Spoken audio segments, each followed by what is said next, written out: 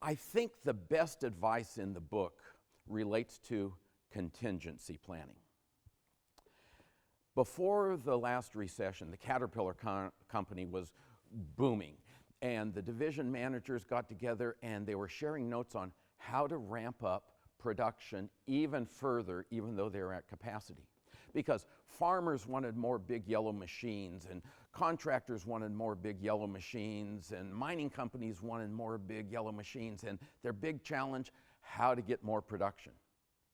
But when the division managers gathered, the Caterpillar CEO, Jim Owens, spoke to them. We've been through cycles before. We know that booms end at some point. So I want you each to develop a trough plan. I would have called it a recession contingency plan, but Jim called it a trough plan. Imagine sales in your division drop by 80% in 2 years' time. How are you going to be profitable?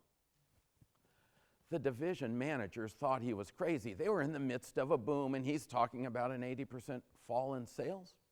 But they did what he asked. And you know what happened to the economy. 2008 came along. First half of the year, a little bit below expectations.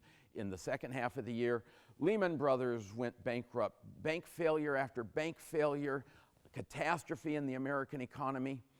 And most corporations in America dithered.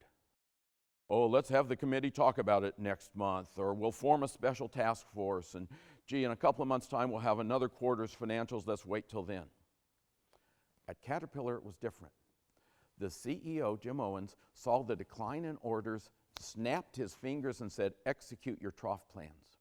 And because they had plans in place, Caterpillar responded to the change in circumstances faster than their competitors. But not only did they change faster, they changed smarter. In the relaxed environment before the recession, they're developing their trough plans, and they're thinking, what are our corporate values? What are our long-run corporate strategies? And as an example, almost all sales of Caterpillar products are through dealers. And if the Caterpillar company is going to survive, their dealers have to survive. Can you imagine a Fortune 500 company not meeting Wall Street expectations, helping themselves at the expense of their dealers? Not only can I imagine it, I saw it. At Caterpillar, they responded faster, they responded smarter. But that's only half the story. Because 2009 came, it was somewhere in the neighborhood of the bottom, and Jim Owens said to his people, you know, we've been through cycles before, and there's always a rebound. What are the challenges that we will face in an economic rebound? And the production people said, well, you know, we always have trouble getting our suppliers to ramp up production. Because in order to make a big yellow machine, Caterpillar would buy steel from one company and hydraulic assemblies from another and electronic controls from another. And in order for Caterpillar to take advantage of the recovery, they needed all their suppliers to be able to ramp up production. They sent teams out to all their major suppliers and found some of them lacked the working capital to ramp up production. Some of them had let go key personnel. Some of them had let their machinery deteriorate. So with CAT's help, all of these suppliers got back into sync, and Caterpillar was able to grasp the gains from the recovery. And you can too, and I'm going to help you do that with a homework assignment. It will be graded. Now, I'm not going to grade your homework assignment. The economy will grade your homework assignment. I want you to take one sheet of paper to the coffee shop or bar of your choice, and at the top, I want you to write down the biggest risk for your organization. Now, that could be an economic recession, but it might also be a change in technology or social attitudes, government regulation, competition, whatever your biggest risk is.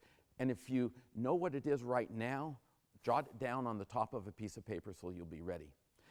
And I want you to sit down and just sketch out what are the steps that you would take if that risk came to pass. This is a one sheet of paper assignment. This is not a 3-ring binder assignment, just one sheet, and now you're halfway done. Refill your beverage, refill your coffee or your cocktail, and come back. And there's something interesting about a sheet of paper. I don't know if you've ever noticed it, but every sheet of paper I've ever seen has both a front side and a back side. You're going to use both, because on the back side I want you to write out what good things could happen to your business. It could be an economic boom or a change in technology, social attitudes, competition, government. Write down the good thing, and then what are you going to have to do in your organization to fully grasp the benefits? It's an uncertain economy, booms and busts and changes in other dimensions. You can limit downside risk and grab the upside potential through contingency planning.